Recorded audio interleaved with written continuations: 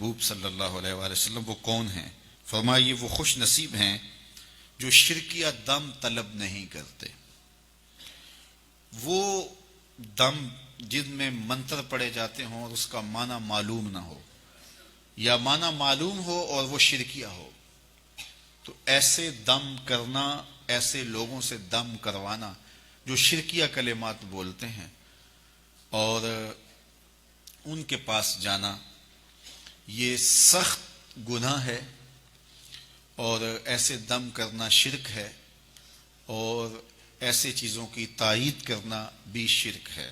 ہاں، اگر قرآن مجید کے پاکیزہ کلمات کے ذریعے سے کوئی دم کرتا ہے تو اس میں کوئی حرج نہیں ہے. جس طرح صحابہ ایک سفر پہ گئے تو کسی کو سانپ نے کاٹ لیا تو انہوں نے سورہ فاتحہ پڑھ کر کے اس کو دم کیا اور اللہ نے اس کی برکت سے اس کو شفا بھی عطا کی. تو اگر قرآن مجید کے کلمات سے دم کیا جائے تو اس میں کوئی حرج نہیں. دم کبھی کوئی آ جائے تو کر دینا چاہیے. دم درود کی یہ دکان نہیں ڈالنی چاہیے.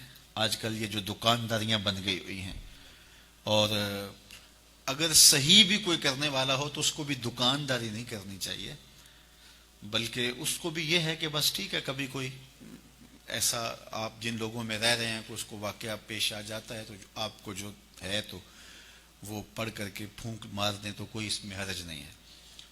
اور اس کے اور بھی طریقے ہیں. صرف دم پر ہی کر لیا جائے، دعا چھوڑ دی جائے، جبکہ مشکلات میں، دکھوں میں، اذیتوں میں دعائیں مانگنے کی ہمیں تلقین کی گئی ہے. مختلف طریقے ہیں. بیماریوں سے ڈاکٹر کے پاس بھی جائیں، دم بھی کروائیں، دعا بھی مانگیں، صدقہ بھی کریں، صلہ رحمی بھی کریں. بہت سارے ذریعے آپ کوئی بھی اختیار کر سکتے ہیں.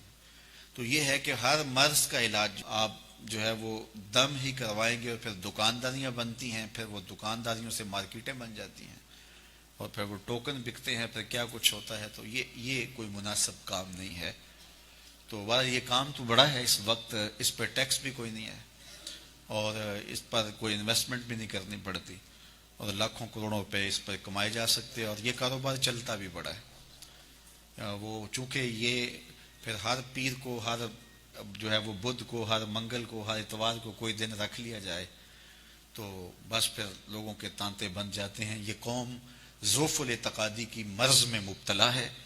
اس لیے کوئی بھی کہیں بھی بیٹھ جائے، ایسے لوگ جنہیں استنجا بھی کرنے نہیں آتا، جنہوں نے 6 ماہ سے غسل بھی نہیں کیا ہوتا، وہ بھی بیٹھے ہوتے ہیں تو وہاں بھی ہجوم ہوتا ہے. میرے پاس ایک پڑھا لکھا شخص آیا اور ایسے شخص کے بارے میں سرکار جی کہہ رہا تھا جس کو کلمہ بھی یاد نہیں ہے.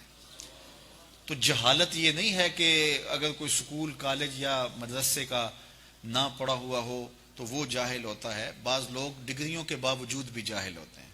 شعور کی دولت یہ اللہ کی عطا ہے، جس کو چاہے عطا کرتا. میں نے دیکھا بڑے بڑے پڑھے لکھے، سمجھدار، سنجیدہ متین، بعض اہم عہدوں پہ فائز المرام لوگ، لیکن وہ ایسے لوگوں کے پاؤں میں بیٹھے ہوئے ہوتے ہیں جو جاہل، اجڑ اور گنوار قسم کے ہوتے ہیں، جنہیں بات کرنے کا سلیقہ اور تہذیب بھی نہیں ہوتی، جن کے بدن سے تعفن اور بدبو اٹھ رہی ہوتی ہے، 6 ماہ، سال نہائے نہیں ہوتے.